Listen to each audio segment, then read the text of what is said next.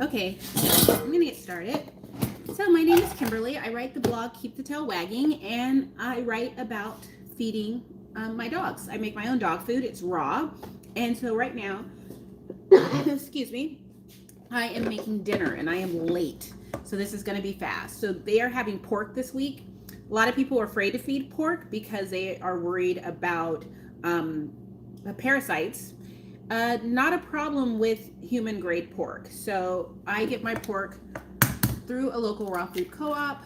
It's mostly from local farms and not wild pork, which may come with a risk of parasites, but my pork is fine.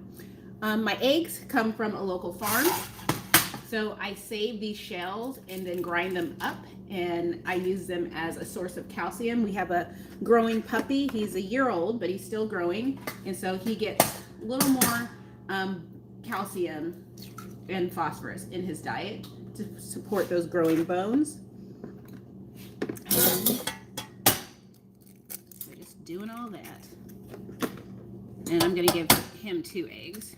Because, like I said, he's a growing baby. I actually feed eggs because I consider them, hey Jessica, I should have brought a towel up here, but I consider it, I'm going to get a towel real quick. Hold on a second. He's out of the way, he's out of the way. Need a towel. All right, thank you. There, I have a towel. It's a very big towel, but I have a towel nonetheless. But, I forgot what I was saying, but I feed eggs kind of like as a multivitamin because they are so nutritious. Someone said to me once, imagine all the nutrients that it would take to raise a chick in an egg, and so that's all that we're getting. So that's why I like to always make sure they have eggs, and I feed them kind of every other day with my dogs. These are duck feet, so the puppy gets 3 of them. Everyone else is getting 3 too, only because that's what I grabbed. But yes, I use my hands. I just wash them when I'm finished. Especially now in our coronavirus world. I live in Washington State, where we had the first diagnosis, the first deaths, and the deaths are growing here, so it's not a very pleasant atmosphere. I now work from home, so to avoid spreading germs. So this is the pork. I mixed it up actually last weekend, and I just put it in the freezer until I need it. I have a meat grinder that I got at Cabela's, which for those of you guys who don't know, it's kind of like an outdoorsman store, and they have everything that I need.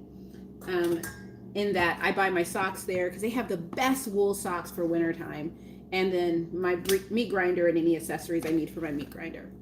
And then, but I put it's pork. I have pork hearts. No, I don't. I have beef organ blend. And I have, what else is in here? Pork brain. Yeah, that's a gross one, right? I have pork brain in here.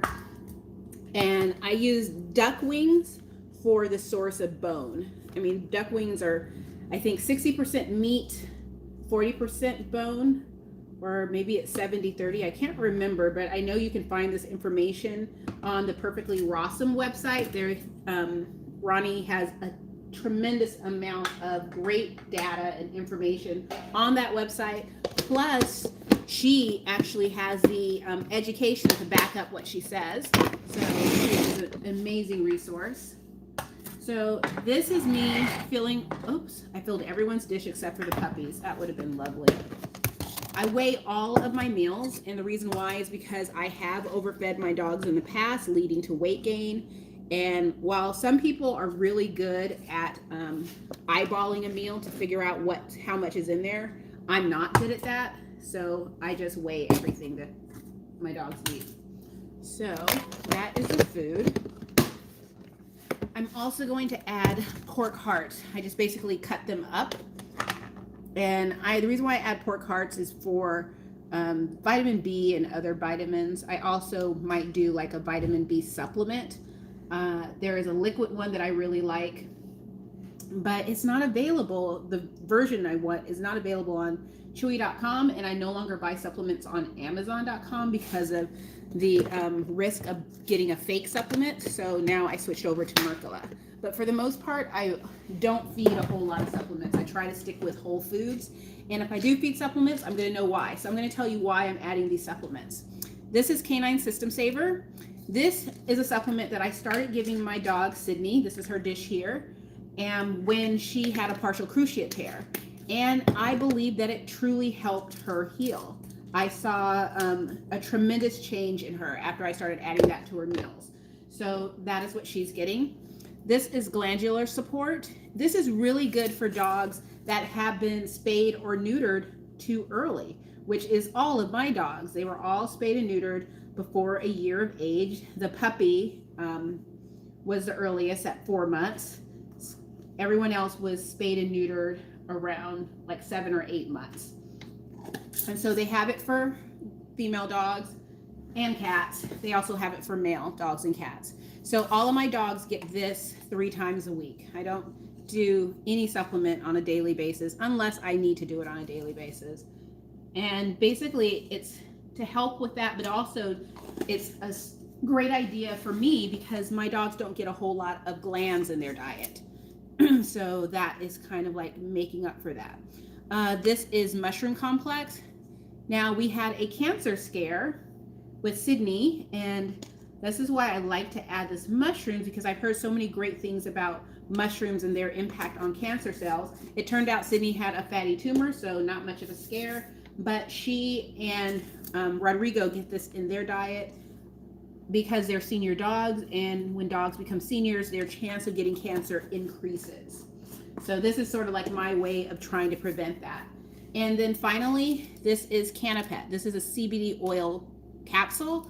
Our puppy has separation anxiety, and this helps tremendously. And so I just add that to his meal. That is it as far as supplements go.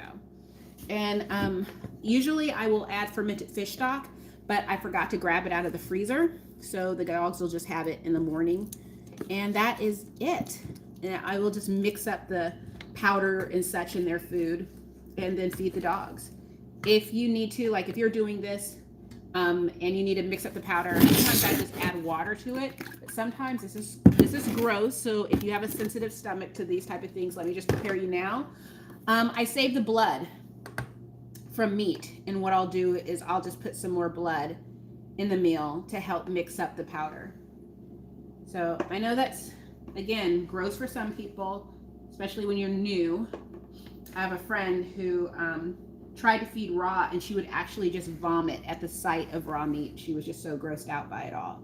But the reason why I save the blood, usually I mix it into whatever food I'm doing, but this time this is the blood that I had because I ground up a lot of pork liver and chopped up pork heart, so that was the leftover blood.